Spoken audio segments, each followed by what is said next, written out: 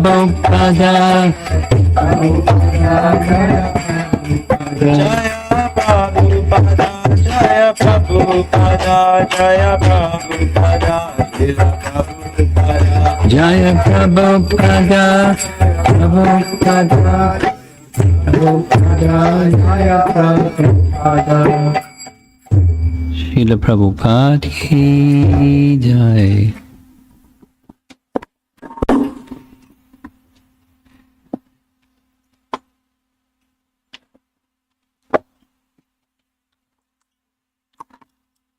Okay.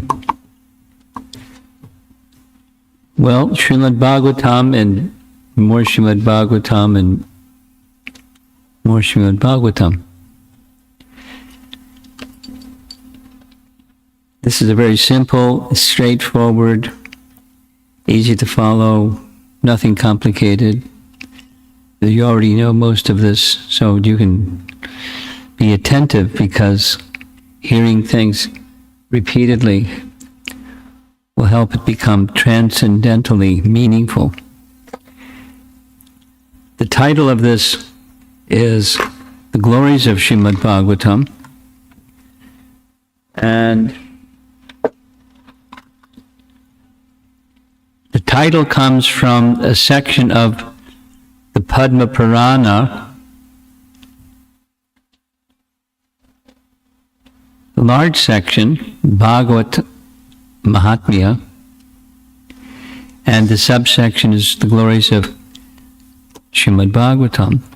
I find it meaningful that other texts, we will discuss more of this as we go along, but other texts besides Srimad Bhagavatam, multiple other texts are glorifying specifically the super excellent quality of Srimad Bhagavatam.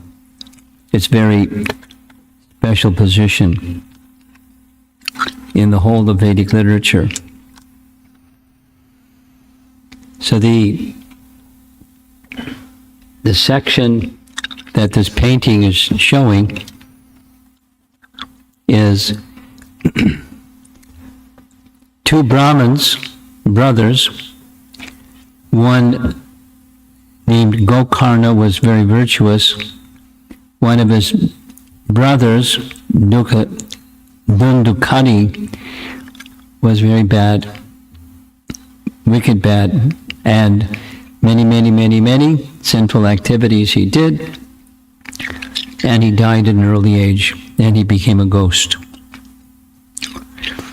And there's details of the description of how painful it was for him, and his brother Gokarna came to know that he was in that predicament, sought advice what to do.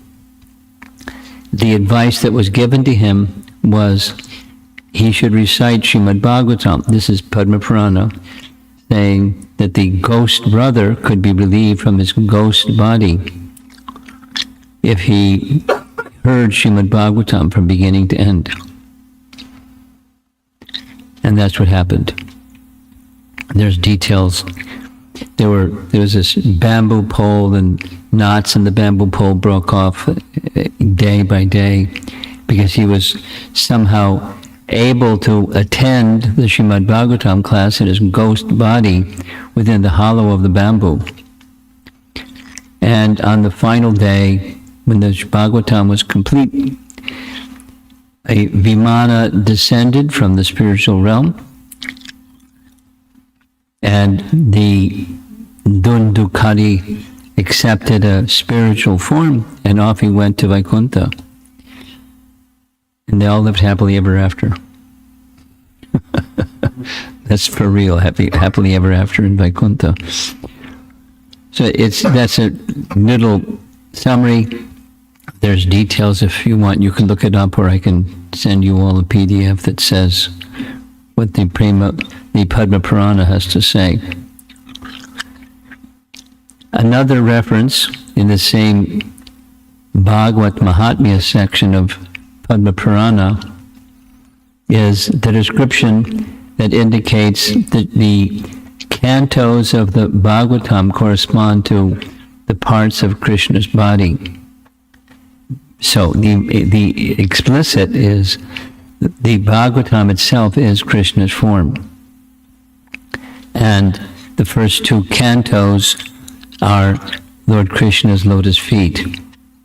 The third and fourth cantos, his thighs. Fifth canto, his navel. Sixth canto, his chest. Seventh and eighth canto, his two arms. We have a few more cantos left.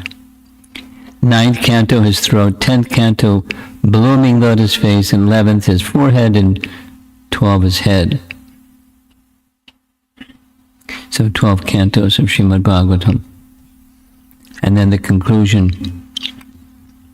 I bow down to that Lord, the ocean of mercy, whose color is like that of a tamal tree, and who appears in this world for the welfare of all. I worship him as the bridge for crossing the unfathomable ocean of material existence. Srimad Bhagavatam has appeared as his very self. Again, it's not Bhagavatam saying that about the Bhagavatam. It's Padma Purana saying that about Srimad Bhagavatam. Here's something similar but different. Garuda Purana. I like this one very much. The meaning of Vedanta Sutra is present in Srimad Bhagavatam. Of course, the Bhagavatam is a commentary on Vedanta Sutra, so the meaning of Srimad Bhagavatam, the meaning of Vedanta Sutra is within Bhagavatam. The full purport of Mahabharata is also there. So many persons revere the Mahabharata because it's so comprehensive. It covers everything. And the full purport of the Mahabharata is within the Bhagavatam. The commentary of the Brahma Gayatri is also there. Brahma Gayatri being the mother of the Vedas, and from the mother comes all the little babies, all the little parts of the Vedas from Gayatri Mantra. And the commentary of Brahma Gayatri is within the Bhagavatam. And fully expanded with all Vedic knowledge. Srimad Bhagavatam is the Supreme Personality of Godhead in his incarnation as Vyas, indicating the non-difference between the two, the book and the author. And in case there's any question, which Purana we're speaking about, 12 cantos, 335 chapters, 18,000 verses. They're very significant, isn't it? Very explicit and very clear, and there's a chorus of, there's not this evening, other evenings, we'll be discussing other parts of the Vedas, specifically glorifying Srimad Bhagavatam. So we're now going to go down the path of the history of the composition of Srimad Bhagavatam. Where was the Bhagavatam composed? We're going to visit the place where the Bhagavatam was composed. There's a cave way, way, way, way up in Badrinath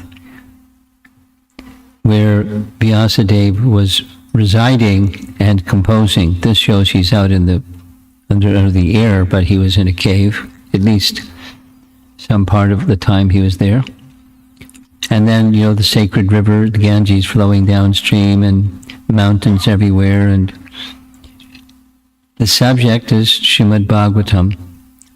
And this, of course, the Srimad Bhagavatam came after, we all know, at least from the first canto, chapter 7, how it came to be. We'll do quickly. Vyasadeva, an incarnation, literary Shaktivesh avatar of Krishna. Don't sit right there because then people can't get through. You have to come in a little bit. lot of space up front. Thank you. Please move inside.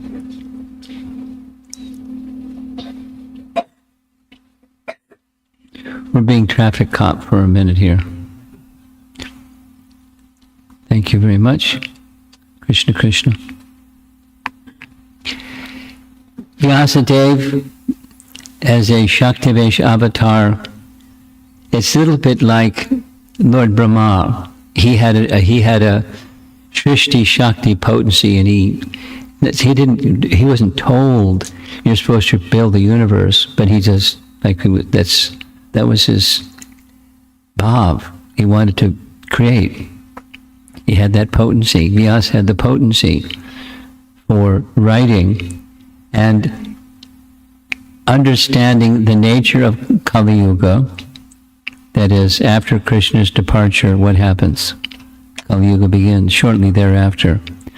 And when Kali Yuga begins, Vyasadeva, because he's Trikalagya, he was able to look into the future, and he could see degradation, deterioration, short duration of life, bad memory, good qualities, everything deteriorates.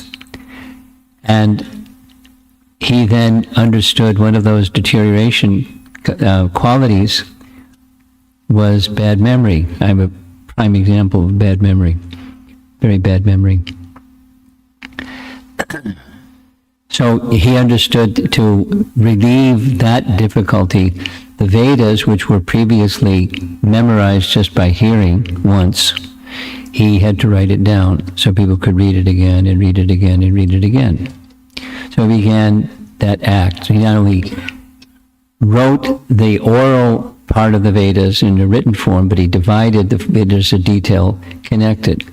The Vedas originally the process of sacrifice requires 4 distinct priests, but one priest was sufficient because one priest knew all the mantras for this and that and the other parts of a yajna.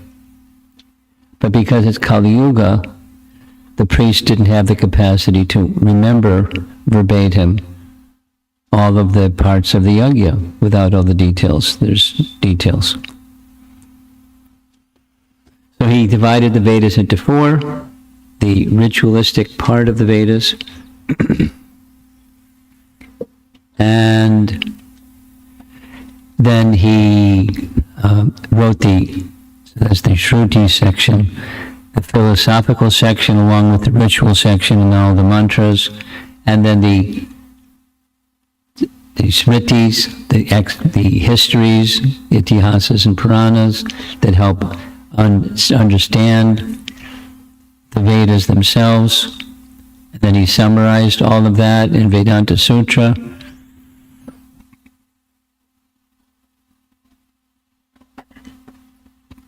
And he felt insufficient. He was pondering why. So the history, Narada came and explained why. That he had not sufficiently glorified the Supreme Person. He certainly glorified the Supreme Person because the purpose of the Vedas is to know the Supreme Person. But in a singular, focused way, he didn't sufficiently do that. So that was the difficulty. And to mitigate the difficulty, he received 2 instructions. One instruction, sit in trance of meditation, and that which you realize in that trance of meditation. 2, compose one literature that's just an expansion of that trance of meditation. And so that's what he did. And what we see in the painting here is that he realized in detail all about Krishna in his trance of meditation. And so he composed Srimad Bhagavatam, which is what Garuda Purana said it was. It's a commentary on Vedanta Sutra. It's an expansion of Brahma Gayatri. It's the ripened fruit of the Mahabharata, and so forth. And it's in the verses in the early part of the Bhagavatam, like the verse that we read this morning, Nigama kalpataram galitam palam. It's the ripened fruit of the kalpa taru, the desire tree of the Vedas. The Vedas is a tree that fulfills desires, and then the ripened fruit is the Bhagavatam, because it gives the essence and the ultimate purpose of all the Vedas. Therefore, Puranam Amalam, Srimad Bhagavatam, Puranam Amalam. Now, Vyasadeva was a householder, and after he had compiled this Srimad Bhagavatam and all the other Vedas, much to his happiness, his wife became pregnant, and he was thinking, a son may be born, and I can train my son how to become the next in line to take this Srimad Bhagavatam and teach it to others, as I have compiled it. But as you see from the painting, Krishna had to come. So Sukadeva Goswami, while within the womb of his mother, it was Brahman realized, and he was very concerned about leaving the womb of his mother and confronting Maya, so he stayed in a safe place within the womb of his mother for a long time. Those of you that are mothers, consider 16 years. How is that possible? So Vyas knew that this was going to happen, that there would be a delay in his being born. He took the opportunity to teach him extensively the Vedas, different from, but similar to what Prahlad Maharaj heard within the womb of his mother. So Shukadeva heard within the womb of his mother and became self-realized. But Brahman realized. So Vyas went all the way, from where he was in the Himalayas, all the way to Dwarka to invite Krishna to come to help him in this moment of difficulty, because his son wouldn't come out of the mother's womb. So Krishna knew why. He promised him, when you leave the womb of your mother, you won't be susceptible to Maya. So please come out. So, as the description goes, yes, he came out, but when he came out, clothed by the four directions, he went swiftly away from home. He was taking sannyas. Specifically, it says, without any of the rituals that brahmanas are normally accustomed to, or not just accustomed, required to perform. No upanayana, nothing. And there we see Vyas chasing behind his son, saying, "Where are you going? Where are you going?" And he couldn't hear a reply. All he heard was the echo from the trees, hearing his own voice echo back. Specifically, it's described, as you see from the painting, Shukadeva passed by a place where ladies were bathing. And although they were bathing naked or half naked, he was not distracted and they weren't distracted. They understood from his demeanor he was not attracted to the worldly sight of a female. And he just went off into the forest. So now what's Vyasa going to do? He was very intelligent, so he knew what to do.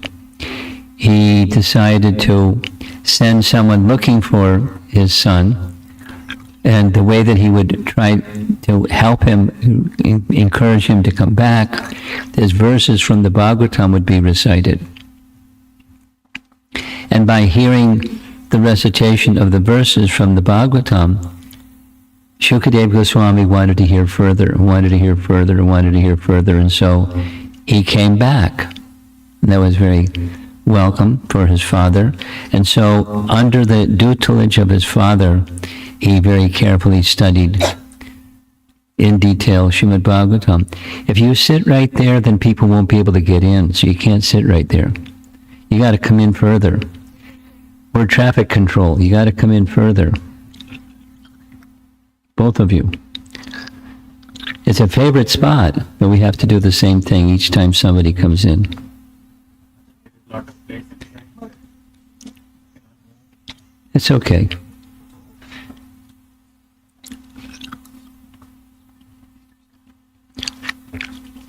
Hare Krishna.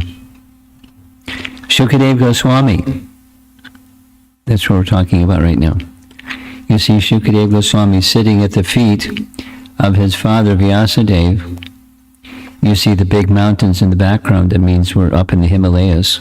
And he's instructing his son. There's a celebrated verse that many of you know. We can say the verse together if you like.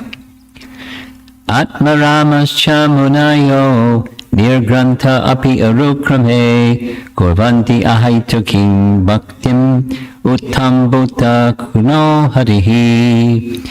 All different varieties of Atmaramas, especially those established on the path of self-realization, though freed from all kinds of material bondage, desire to render unalloyed devotional service unto the personality of Godhead. This means, this is the punchline, that the Lord possesses transcendental qualities and therefore can attract everyone, including liberated souls. So the import is, he who is not attracted to anything material became attracted to Krishna, who's not material, but he has qualities, and therefore the qualities of Krishna are spiritual. They're not material. And otherwise he wouldn't be attracted, but he was attracted. That's why he came back from the forest and sat at the feet of his father and became nicely trained in Srimad Bhagavatam. So that's the speaker part of Srimad Bhagavatam, but as we know, there has to be a proper receiver of that sound vibration. And the proper receiver of that sound vibration was who? Parikshit Maharaj. Parikshit Maharaj, there's an interesting intrigue when we go to Kurukshetra. We'll hear a lot about King Kuru and his descendants. But amongst his descendants, there are different descendants, different lines. And Pandu, Dhritarashtra, Pandu, and Vidura were in that line. But by intrigue, Dhritarashtra wanted to separate the Pandavas from descendants of Kuru. And how he did it, very clever. He just, broadcast it again and again. We're the Kauravas and they're the Pandavas. They're Kauravas also. But it was just politics. I mean, Duryodhana did bad stuff, but right behind him was Dhritarashtra doing bad stuff. So when all the Kauravas and the Pandavas were finished, the Pandavas weren't finished, but they went, guess where they went? They went to Badrinath to give up, and Draupadi also, to give up their body, leave this world, and attain the heavenly realm. So the one descendant that was remaining, that was in the Kaurava line, Kuru line, was the posthumous son of Abhimanyu and Uttara. So Abhimanyu was killed in an illegal way, ganged up on by the Kauravas. And in heroic fighter, he was fighting so fiercely they had to subdue him. Anyway, without all the Mahabharata history, Parikshit was the sole surviving descendant he was born after his father died, thus posthumous son. And Uttara remained. So he, when the Pandavas decided to retire from their active role of serving in the kingly role or emperor role, they passed the kingdom on to Maharaj Parikshit. A nice section, there's this long description of his birth ceremony and how he was qualified, this, that, and the other thing. And he was exceptionally qualified, spiritually and materially in the sense of he was a very powerful Kshatriya. He was a worthy successor to the throne. When they knew that because the birth ceremony was done way back when, and Yudhishthira passed the kingdom on to him. So he became the emperor in the Kuru dynasty. And one fine day, as was the privilege of a king, privilege of a king means they could do things that regular citizens couldn't do because they're kings. And one of those things that kings can do and would do is they would practice fighting, because when circumstance requires it, they have to protect innocent, up to the point of killing someone who needs to be killed. So to practice the art of killing, he would go to the forest with just his sword, and he'd confront wild animals, tigers, whatever, and have combat with them. It was very, very powerful, perfectly virtuous and very powerful. However, something, in my estimation, something very similar to what happened for the recitation of Ramayana, that is, Valmiki behaved in a way that was unbecoming of what his stature was. He lost it. He saw something. He saw a hunter crouch a bird with arrow in the midst of their mating, and he cursed in anger. He angry and cursed. That's not Valmiki. He was very surprised.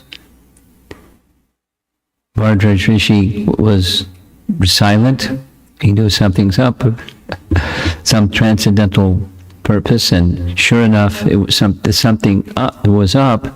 Was the verse in the Anushtup meter that he spoke was inspired by Lord Brahma, who had Saraswati utter the verse through his mouth and explained that this is the basis of a composition I want you to write. He got the writing assignment to compose a wonderful epic describing the life of Lord Ramachandra. So as the Ramayana began in that unusual way, similarly, the Bhagavatam recitation began in an unusual way. He, the king, who has full control of his mind and senses, became overwhelmed with thirst while in the forest hunting. And so he wanted to get some water. He saw a cottage off in the distance, because Brahmanas would sometimes do that. Although he lived in a village, he went off to the forest to engage in meditation. And as he was engaged in meditation, the king entered the house. Then there's details and details. The details are, the king is used to making commands and people following. Even the person he's commanding is a Brahmana, but he would command. And there's a lengthy explanation that in Vedic culture, when an uninvited guest or unexpected guest, a titi guest, comes to your home, or invited or otherwise, there's standard procedure. There's three standard procedures. Oh, householders, there's 3 standard procedures if someone comes to your home. 1, You offer them a place to sit. They don't have to sit, but you offer a place to sit.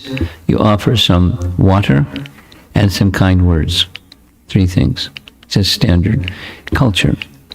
So, because the sage, Shamak Rishi was his name, he was in meditation.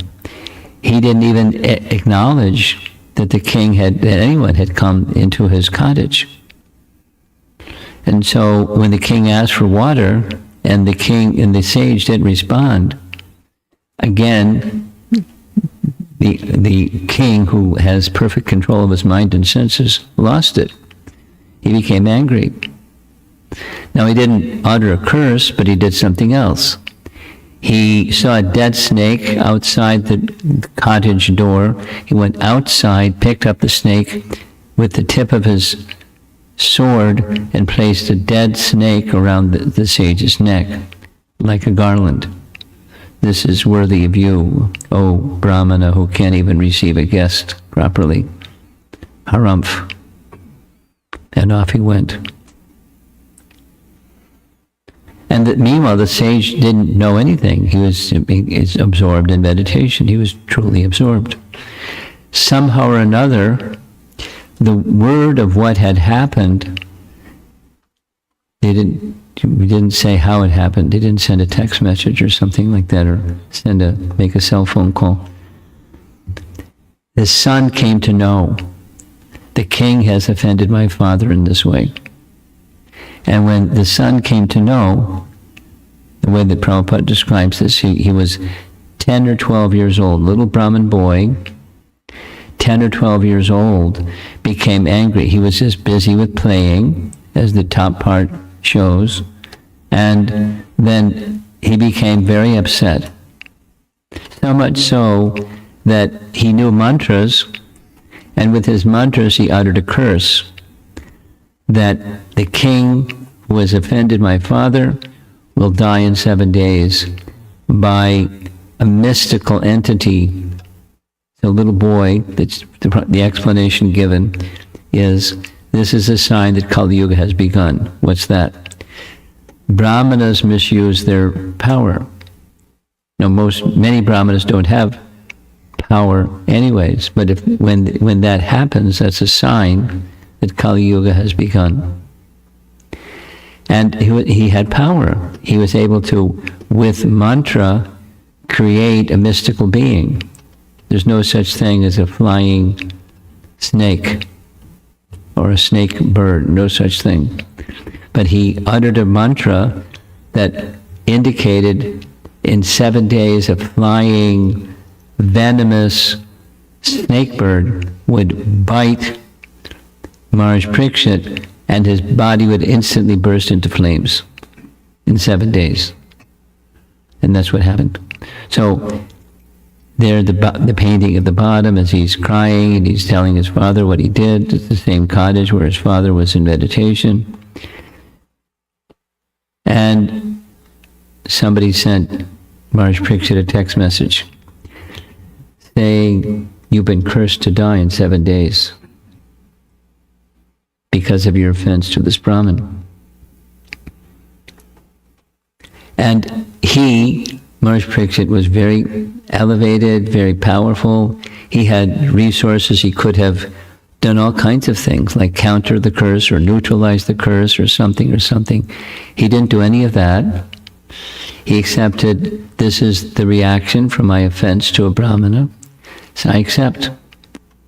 And he decided that as the kingdom was given to him by Yudhishthira, he would give the kingdom to his eldest son.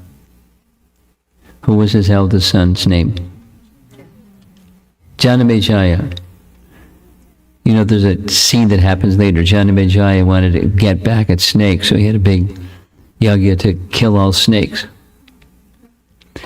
But that's later. The kingdom went to his son. He gave up all of his royal ornaments and royal attire and,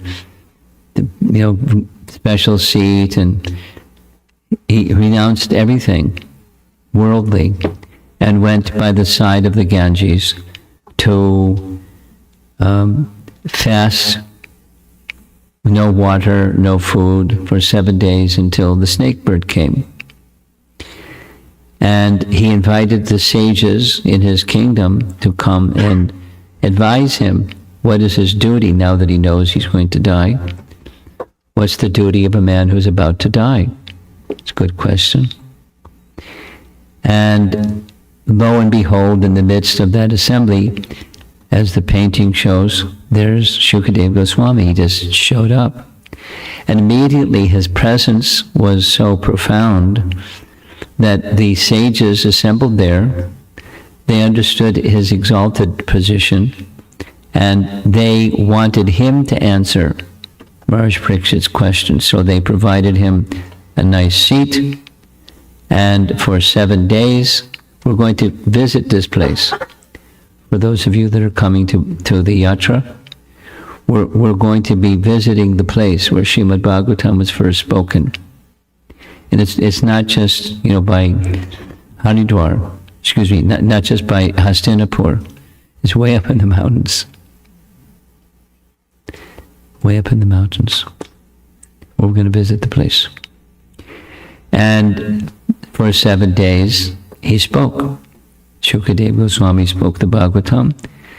And there you see in the audience, there's Narada Muni and many, many other elevated sages. Sutta Goswami was also in the audience. Later he's called upon to speak Srimad Bhagavatam.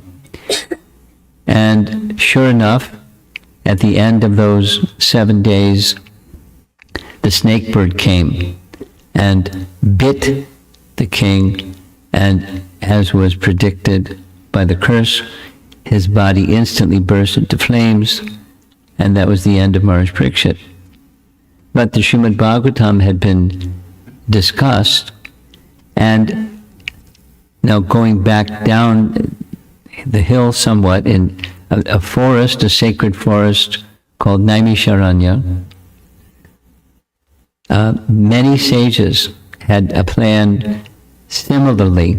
They wanted to do something because of, as Vyasa wanted to do something because of the oncoming Kali Yuga.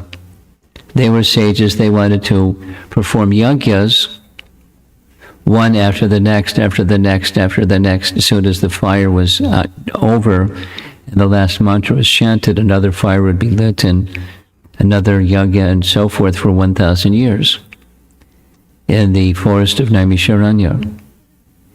And as they were beginning their yagya, lo and behold, there was Sutta Goswami, and they were aware that Sutta Goswami had heard Srimad Bhagavatam spoken way up in the Himalayas by Shukadeva Goswami. And so they wanted to hear from him. And so that's the second narration. The first actually is Vyas teaching Shukadev, Shukadev explaining to Maharaj Parikshit and the assembly of sages there. And then the third is Sutta. You look at that assembly, it's a very beautiful forest, and they're hearing his explanations of what he heard and understood from Shukadeva Goswami to Maharaj Parikshit. Now here's some nice verses. One of the verses that I like very much, this is the second verse of the entire Srimad Bhagavatam, 112. This Bhagavat Purana propounds the highest truth. So what we did is the history of how it became manifest. Now, there's a little bit of the description, what's in it, what is it? It propounds the highest truth which is understandable by those devotees who are fully pure in heart. It means if you don't understand everything in the Bhagavatam, keep reading the Bhagavatam because it's purifying, and as you become purified, then you can understand better. The highest truth is reality distinguished from illusion for the welfare of all. Such truth uproots the threefold miseries. Tapatrayon Mulanam. This beautiful Bhagavatam, compiled by the great sage Vyasadeva in his maturity, is sufficient in itself for God realization. What is the need of any other scripture? As soon as one attentively and submissively, two small adverbs, attentively and submissively hears the message of the Bhagavatam, by this culture of knowledge, the Supreme Lord is established within his heart. Now, the Supreme Lord is established within the heart of every living entity already. So what's the meaning? Established in his heart means consciousness of that spiritual reality. You then are able to access. And that's the phala. And then there's the practice, the means to get to that fruit. And that's the attentively and submissively hearing the message of Srimad Bhagavatam. Of course, from the right source, but Shukadeva Goswami is the right source. Now there's renderings of the Bhagavatam that may not be exactly what Shukadeva Goswami said, or may not be transmitted by the person who heard it properly. So you have to, the broadcasting place, the sound vibration that you're hearing, it's important that it's the right source. It's very important. And the quality with which one hears and receives is very important. That's first canto, chapter 1. We're going to end quickly, so get ready for the ending of this discussion. Towards the end of the Srimad Bhagavatam, the last chapter, the whole last chapter, chapter 13, is very, very nice. Here's its summation.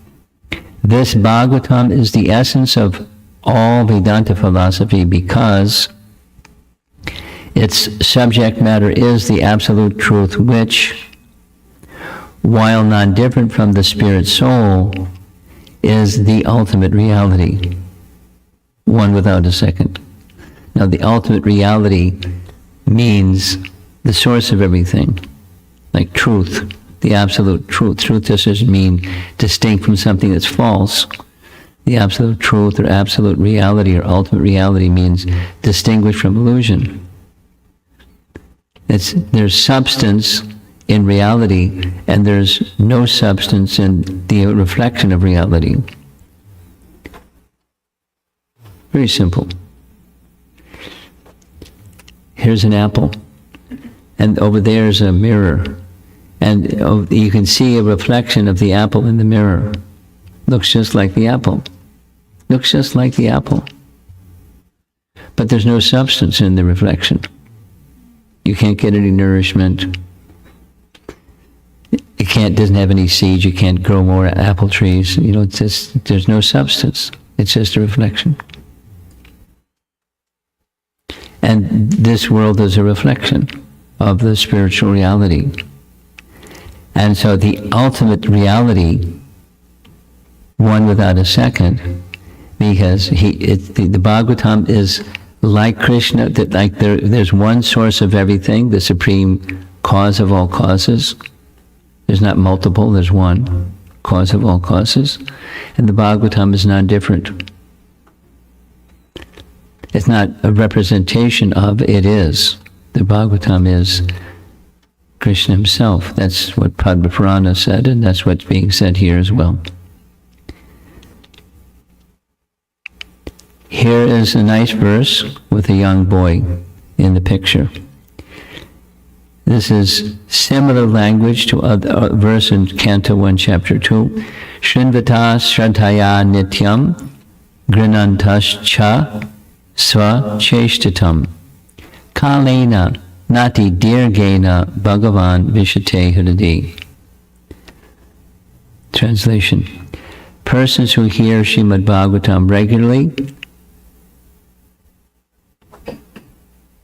another quality, another adverb, and are always taking the matter very seriously, which is similar to the other quality mentioned, will have the personality of Godhead Sri Krishna manifest in their hearts within a short time. And this is a topic that we've had some discussion about, but on this subject matter, in a very short time. What does that mean?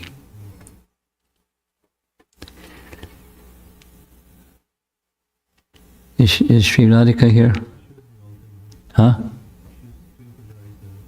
Okay. Because she was the one asking the question, and you know how she asks questions. She gets an answer and then goes further with it. She likes to understand carefully. So, within a very short time doesn't mean, within seconds. It means, in principle, self-realization, like the rising of the sun, is generally gradual. Most suns don't just boop and they're full sun. It takes time. Similarly, it takes time for spiritualization to occur, but within a short time is compared to a long time. Lifetimes and lifetimes and lifetimes and lifetimes and lifetimes and lifetimes, so within a short time. And the personality of God we mentioned, he's already in the heart. So what is this being manifest within the heart? It's the consciousness of that spiritual reality, which can be revived by awakening spiritual consciousness, by that process of hearing. And the hearing is regularly taking the matter very seriously and hearing the Bhagavatam regularly. And notice what's in the illustration. There's a young boy with Krishna showing in his heart. Now, it's easy to spin out on this topic, but disciplic succession doesn't just mean from one adult to another adult. Disciplic succession means the continuation of the Vedic process from generation to generation and generation. And generally that means the younger generation has to carry forward what the older generation gave. And it's not easy. And, it's easy to spin out on this one, but is there, for any of us that's a little, been around a few years,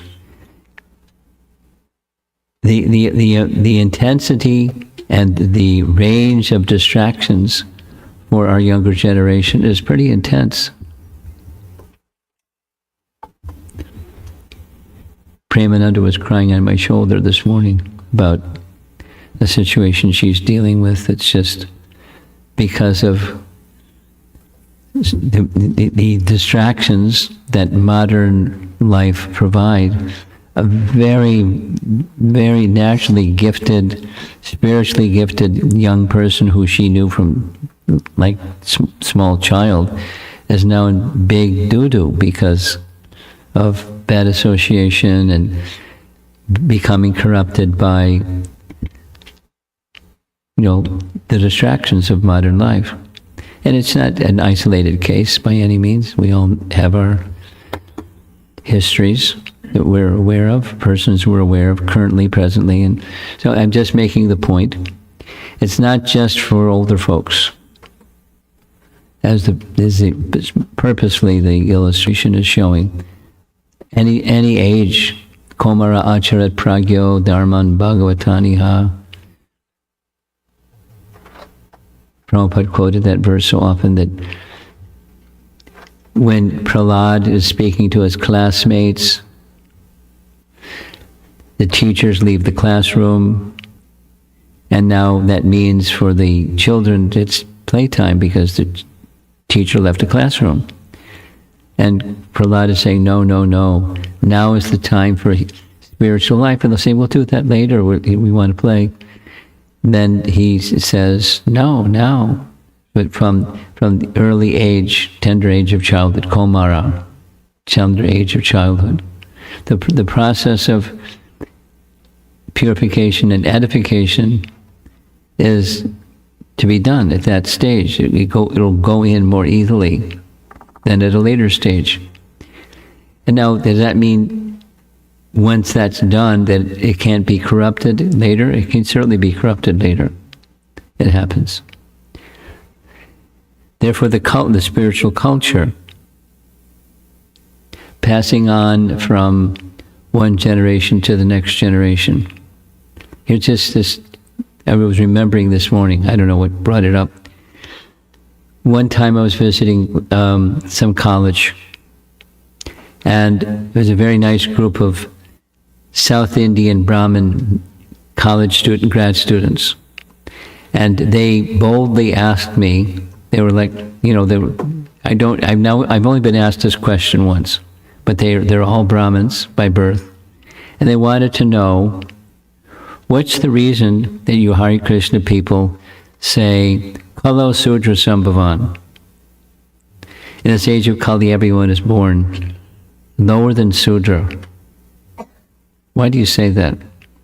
They didn't say, look, we're Brahmins, so why you're calling us Sudras?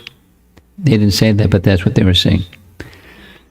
So, I didn't elaborate too much. I just said, you're all Brahmins, and it's essential for one who is a Brahmana to undergo 12 sanskaras, and you don't become a qualified Brahmana without the 12 sanskaras, and even the first one is missed. Garbhadang sanskara. And they looked at each other. They said, you're right. And therefore, without the sanskara, you're not a Brahmana. So there's a ritual.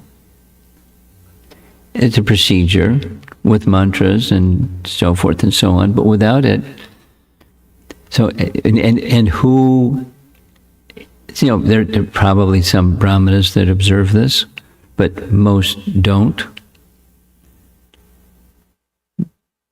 So, what to do when those methods that are meant for purification are neglected, or then go the other direction? The fruit of the capacity to do capable things, intelligent manipulation of things, one becomes victimized when intelligence that's the fruit of past piety gets misused into skullduggery. It happens. It's a risky territory out there for all of us. And so how to protect and cultivate properly the opportunity of the human form of life, etc., etc. So here it is. It's the Srimad Bhagavatam. For our well-being and those who are dear to us, and to stay protected by regularly hearing. Okay, so now we're moving on to the final slide. This is the final slide. This is the Bhadra Purnima slide. Those of us that are on the yatra, we're going to be in the Holy Land on Bhadra Purnima. So Bhakti Chaitanya Maharaj has chosen to be the speaker on this topic on this day, along with the topic of Vyasadeva. So I'll say a few things, I'm sure, in addition. But here's the verse. If on the full moon day of the month of Bhadra, one places Srimad Bhagavatam on a golden throne and gives it as a gift, he will attain the supreme transcendental destination. Again, how soon is that going to happen? You all by now have received, probably 10 days ago, the little PDF on what does it mean on a golden throne. So some of you are nodding, because that was a puzzle. And by looking at the commentary of Vishwanath Chakravarti Thakur, it's very clear. It can be taken literally. No harm. You have a golden throne, put a Bhagavatam on a golden throne. And if that isn't met, does that mean this promise is not going to happen? According to Vishwanath Chakravarti Thakur, that's okay, but it's metaphorical. You read the document, so I don't need to repeat what the document says. Or Vishwanath Chakravarti Thakur's commentary says. So there's, in auspicious days, just like recently was Ekadasi, and twice a month it's Ekadasi. And Ekadasi is an auspicious day. So when you do devotional activity on an auspicious day, it's especially beneficial. Or Janmashtami, or visit a holy dham, or any of those things that are in the category of auspicious. There's potency invested in those places, in those days. So one can give the gift of Srimad Bhagavatam any day. That's nice. But there's something special about that day. So consider, have a Bhadra Purnima party and give Bhagavatam sets to a lot of people. Because it's beneficial. Now, one of the things that we're going to discuss, I think it's going to be Saturday evening, is there exaggeration. It's called, in Sanskrit, it's called Artha Vada. We'll hear some more about it. Artha means Artha. Something desired is Artha. Commonly, Artha is translated as economic development, like Dharma, Artha, Kama, Moksha. But Artha doesn't just mean economic development, it means something you want. A desired attainment, Artha. And the doctrine of Arthavad is something is said that's just an exaggerated praise. So is this one of those exaggerated praise things? It's just to get people fired up, to get a Bhagavatam set and give it as a gift. It's not an exaggeration. We'll hear some more on this topic. Rather, again and again, and just after this verse, the very next verse, no, a few verses later, this Bhagavatam again is the Puranam Amalam. It's Pramana Amalam and Puranam Amalam. It's the spotless history, and it's the best evidence for understanding anything, but certainly for understanding transcendence, and certainly for understanding the source as the Supreme Person. Now, who is eligible for that? Who has the qualification for that? None of us. And anybody else out there? Rare. But nonetheless, the Bhagavatam is for everybody because of its power, its potency, its purity. And we're little people. We have the privilege of giving something that's going to change people's lives. And just be the instrument for distributing that very powerful agent. It's similar to the holy name, or similar to taking Krishna Prasadam, or similar to coming to the temple and seeing the deity form with reverence. So each of these activities have great spiritual potency.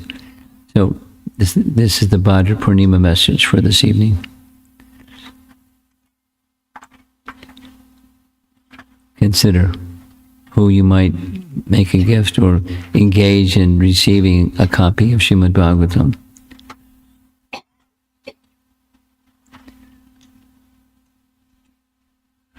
Just this morning I got a text message from Vaisheshik Prabhu, who has been in Baltimore, Virginia, and the Potomac Temple. And guess what he's been doing? He's very enthused. But somehow, I don't know when or how or anything, but he was hearing some of the classes that I was giving on the Bhagavatam in St. Louis. just before coming here. And he repeated, I heard that there was a priest at the Hindu temple in Carbondale. Carbondale is the university, Southern Illinois University in Carbondale.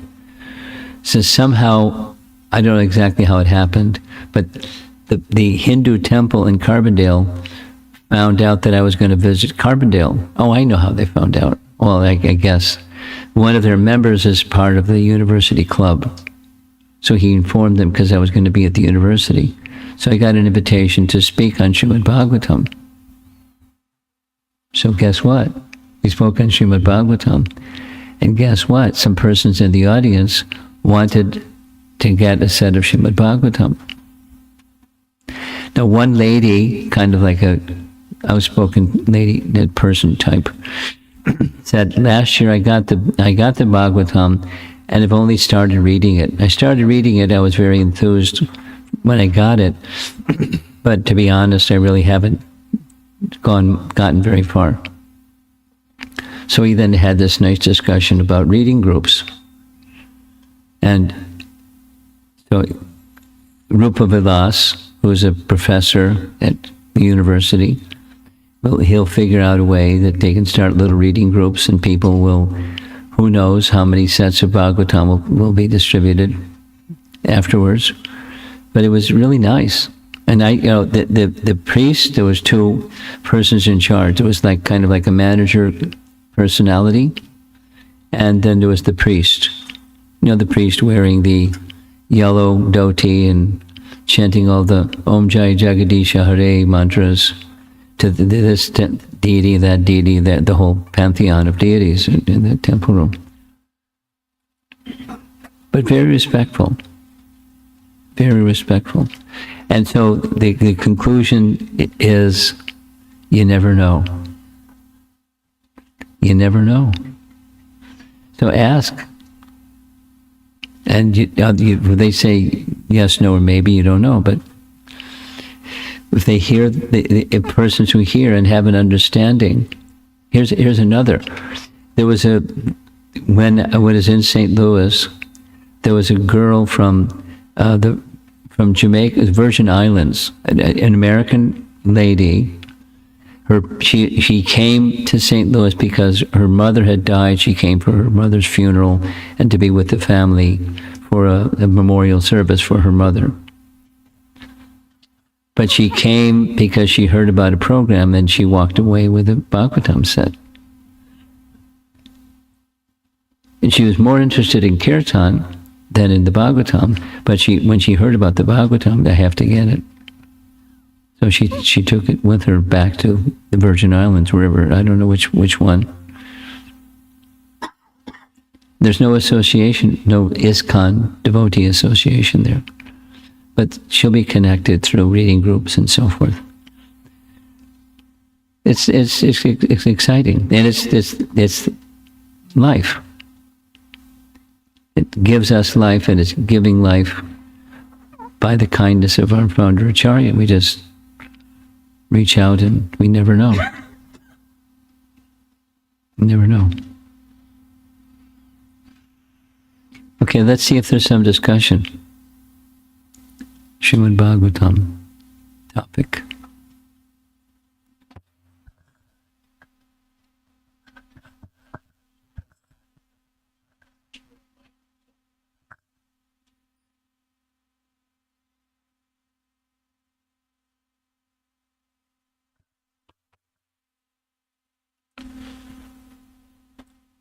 While logic has its place...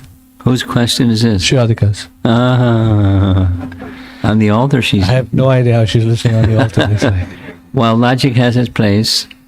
While logic has its place, it is dismissed as a conclusive pramana.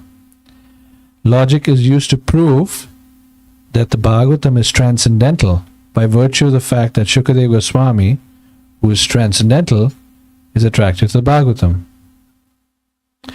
So is it correct to understand that this logic is just one of the many arguments Yes. to prove the transcendence of the Yes, Bhagavatam. we don't dismiss sense perception and logic. They're just not ultimate.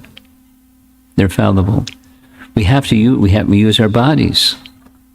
We use our mind. We use our reasoning. We use our senses. We use them, but they're not perfect, because this logic can be defeated by another logic, can be defeated by another logic, and so it's inconclusive. But we use it, especially when it's in relation to the Vedas, or that which Aparushaya Shabda Praman. We don't trash it. We use it properly. Try to, anyways. Anything else?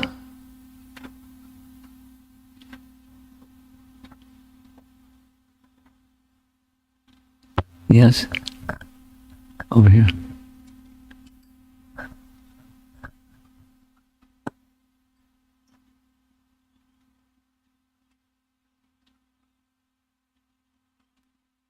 Hare Krishna Guru Maharaj, thank you for this wonderful class, especially this last part about you never know where somebody might be ready to receive this Bhagavatam. Sometimes I find that, we try really hard to distribute Bhagavatam, and nobody takes it.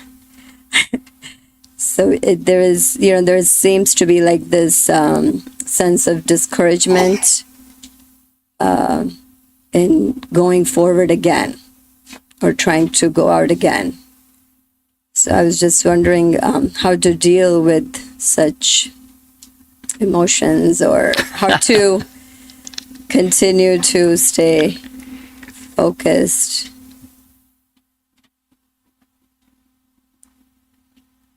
Nimitta matram bhavya savya sachin. We're but instruments.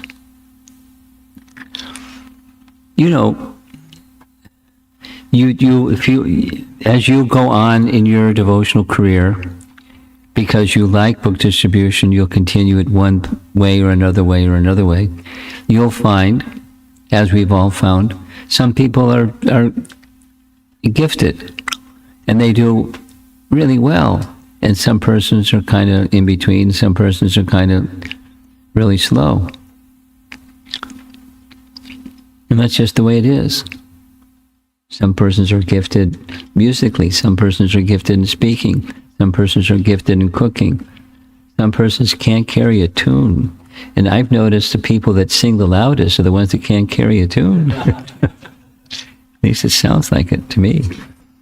So some people have the abilities that another person doesn't have.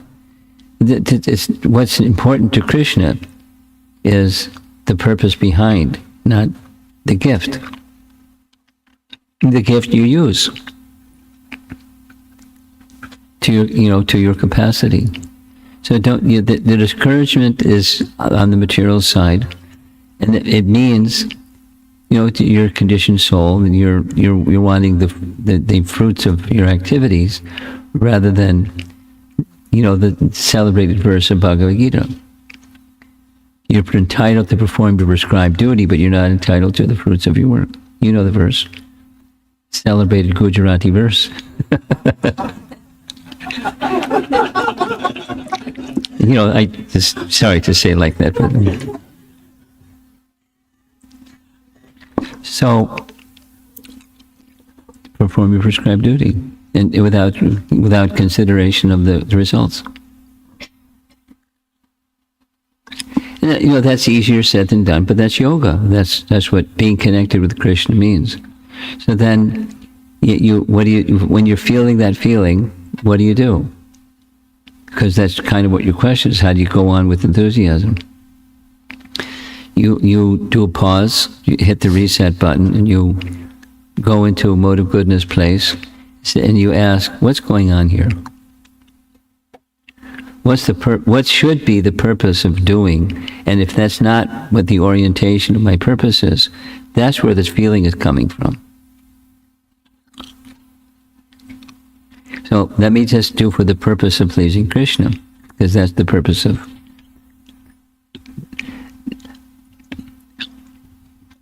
of yoga. Detachment is another way of saying the same thing. It's in Bhagavad Gita chapter 5. What is called renunciation or detachment is the same as yoga, linking oneself with the Supreme. So if you're engaging in distributing Srila Prabhupada's books or the Vedic literatures, devotional books, you're being the instrument of some higher authority. Why are you doing it? Where'd you get the idea? Where'd you get the book? You're an instrument of some higher authority. That's our position. We're servants of someone. So serve the someone according to your capacity. And if you want some encouragement, then spend some time doing some things that you're good at, whatever that is. If you're not so good at book distribution. But you're doing it because you know it's wanted by the disciplic succession. You're part of Chaitanya Mahaprabhu's mission for doing that. So you go do something that you can do well. Go cook a sabji in the kitchen, or it's something that you can do nicely. And feel Krishna's giving me the ability to do this. Maybe he can give me the ability to do that a little bit better. Anyway, just you're the instrument. You're sharpening the instrument. And again, you never know. The less accomplished person may be the one to meet the individual who gets the Bhagavatam and starts moving in the fast lane. You never know. It's not up to you. You're the instrument, that's all.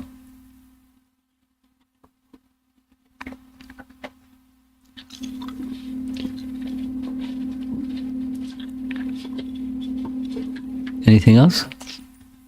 Guru Maharaj, I have... You have a second one? Yeah. Another contemplation is, I've been thinking about, how do we know, we can do all the do's and, avoid all the don'ts in our spiritual practices. But how do we know if our faith is increasing? Well, it's easy.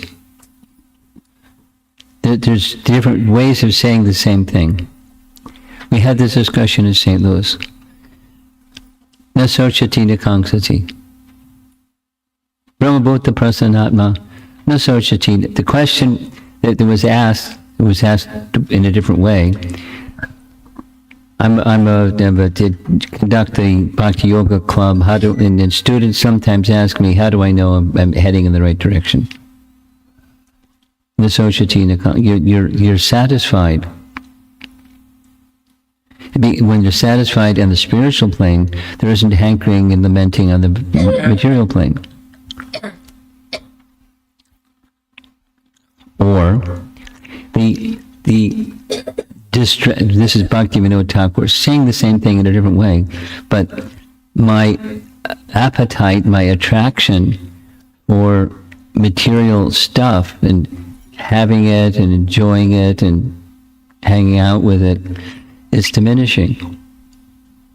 And the attraction, conversely, for a spiritual activity, whatever that might be, maybe kirtan, maybe reading, and maybe book distribution, maybe something that's of a spiritual nature, deity worship, and I'm very happy and content. And the attraction for the other things just is wane. Supposing it doesn't wane, then you're not progressing. It's the litmus test. Bhakti Vinod Thakur's explanation. Material affinity is on the decline. Now there's going to be the sine curve. It goes up, both go up and down.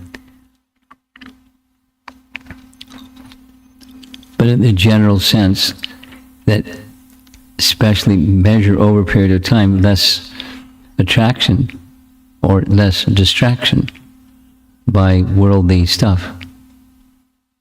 It doesn't mean disdain or trash it. It just means finding happiness in anticipating finding happiness in stuff, whether it's possessions or activities or blah, blah, blah, time, or, it's, and have a taste for it. But the other, so that's its litmus test.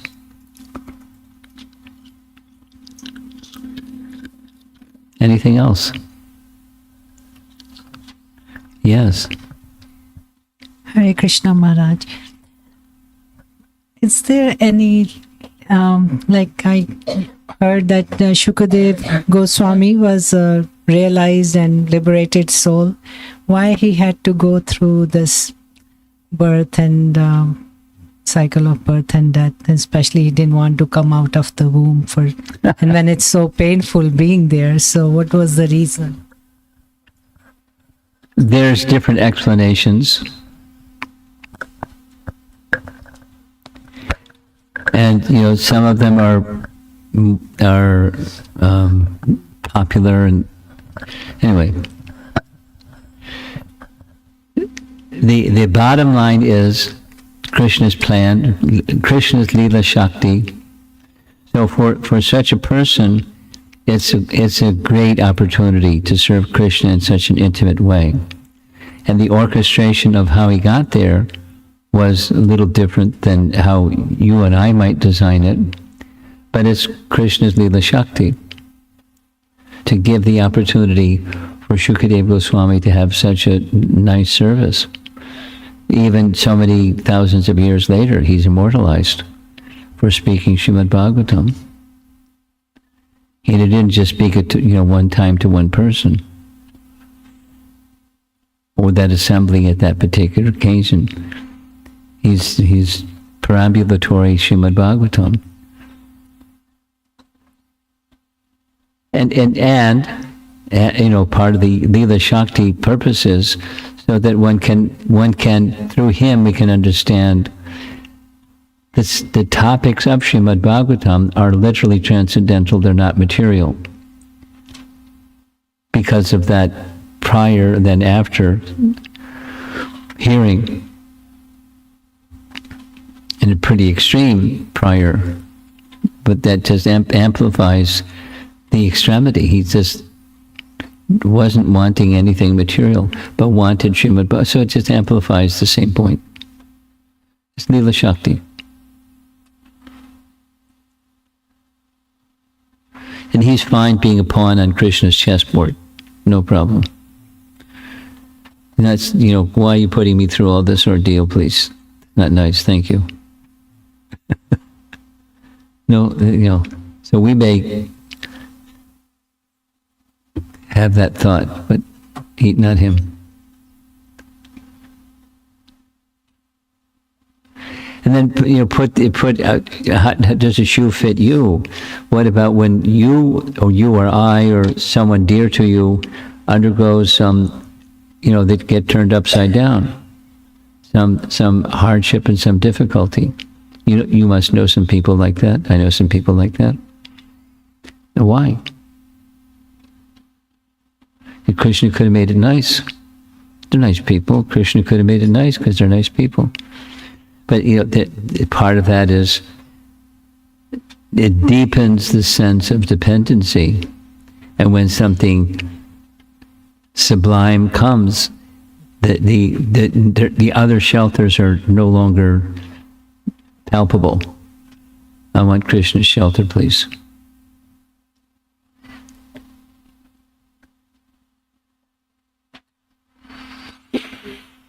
Yes. Maharaj, Hare Krishna Maharaj, thank you for a wonderful class. I was wondering, I heard that Srimad Bhagavatam has 90 commentaries. 90 commentaries. That's a lot. There's probably more than that, but that's a nice number. But then, are there any Mayavad interpretation also of Srimad Bhagavatam? And if so, how do they do it?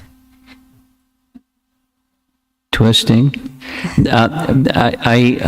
One scholar, I can't remember the detail because I have a Kali Yuga memory, But one scholar, what Shankara follower made some commentary.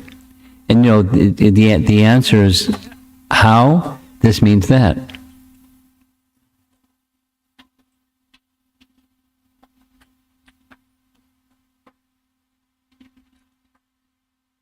We're jugglery. That's how. And maybe they skip a whole bunch of passages. Who knows? I mean, I'm not that much of a scholar to say. But I do recall someone saying, and even a Shankaracharya follower. Now, you're probably aware, others in the room may not be aware, the principal commentator that Chaitanya Mahaprabhu accepted of Srimad Bhagavatam was Sridhar Swami, and Sridhar Swami is from a line, he's a sannyasi, Sridhar Swami, but from a line of Shankara line. And he made a commentary that is such that purposefully, by his own intention, he would not chase away the Mayavadis, but they would pick up on certain sections that they could feel justified. Yes, this is a good commentary because it says things like we say. Now, I don't know the examples of, for example, this, and this, but that was a strategy. The understanding of our Gaudiya Acharyas is that was a strategy, and Chaitanya Mahaprabhu and our Gaudiya Acharyas quote him left and right, because the main substance is Vaishnava teaching, but he wrote in such a way that it would attract others. Now, as I'm speaking, there's some examples that just floated in my mind, and I can't remember the detail. But to make that connect, he made it look like. But 90% of it is something else. So he wanted to draw them into the Bhagavatam because it's all pure. So something that was the hook, and then the Bhagavatam that's very pure. Does that answer your question? Yes, Maharaj. Thank you. Do you want to, Jivana? You have something? Usually you do. I actually do, Maharaj.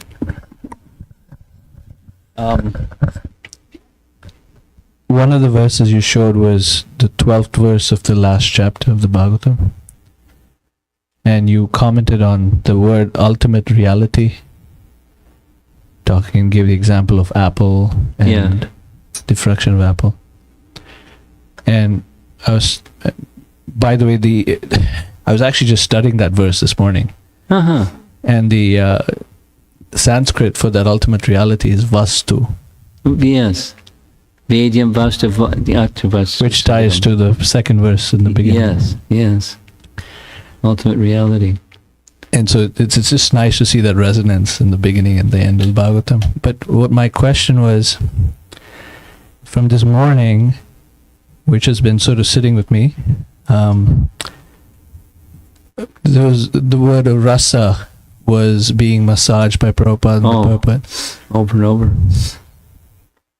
And I was just thinking is like, the ultimate reality is a rasa with Krishna and Krishna's devotees in a very pure spiritual sense. And it's so bewildering to get caught up in the rasa of material world, which is the reflection in the mirror. Yeah. That doesn't nourish the soul. Yeah. So I would like if you could comment on this. Why do we keep chasing It's an addiction. rasa in this material? It's just like... It's addiction. It's painful. So why do people smoke cigarettes? Why do people... I met a young man, now he's not a young man anymore, he's in his 40s, heroin addict. And he was joking about it. He said, I got tired of being a pincushion. He made the motion, a gesture of like taking heroin by sticking a needle in your body. But it's an addiction. It's painful. So why would people do painful? There's a buzz. For, that's got, is this one, that one, the other one has their buzz. And that according to the modes of nature, something that's disgusting becomes attractive. Something that hurts it's okay. It's my pleasure. We become habituated, we become addicted to this mode, that mode, and it keeps driving us. You may try to get away, but it keeps driving you. So how to break that rope? Chindanti kovidastasya. So it requires a higher taste. Rasavarjam rasopyasya. And so the sadhana and sangha, they're irreplaceable. Otherwise, it's easy by default to go back to the material world. So your question is why? I want to enjoy, and according to rebellious spirit, I'm going to want to enjoy according to the modes of nature. And I don't want to be regulated, thank you. I don't want restrictions.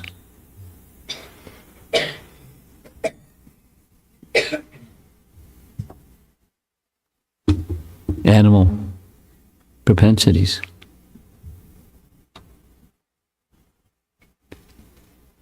Anything on this side? Yes, there's something on this side. Where's the other?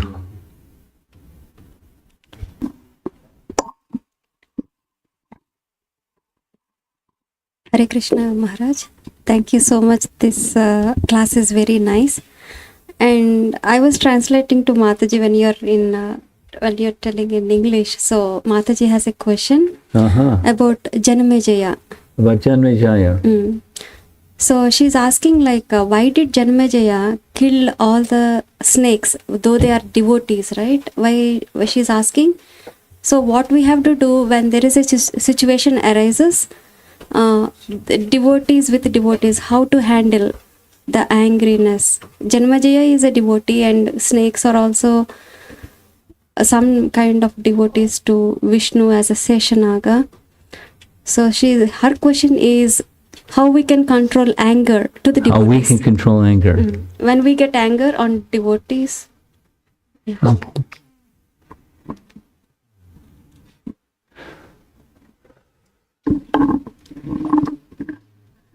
Anger is something that's really, we had this discussion, I forget where it was. Once it starts, it's really hard to put the brake pedal on. It's hard to cool it. Dushparena analena chait, it burns like fire. Lust and anger burn like fire. Once the fire burns, how do you put the fire out? It's not easy. So the question is how to,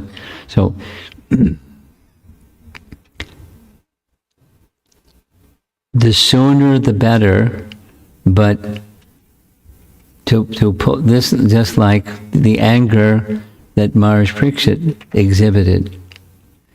Practically, as soon as he did it, he felt badly because he's the virtuous king. But some persons don't feel badly when they become angry; they just get angry. So that's more difficult. How do you put out that kind of a fire? The one answer is the Mahadavagirvapanam, lots of chanting, because it extinguishes the blazing fire of material existence. Just on a personal level, if it's you, Mataji, or someone you know, keep close to you somebody who's good association, and when you start to lose it, they don't leave you. They stay by your side, and when the time is right, they tap you on the shoulder or whisper something in your ear that says, "You're doing it again." And, they can help you by that Sangha, they can help you get back to, a more reasonable position. Then if the thing is that's triggering the anger, when you're cooler, then you can deal with it more effectively than just losing it and becoming angry. I think we should end. Thank you very much for coming this evening. Srila Prabhupada ki Jai.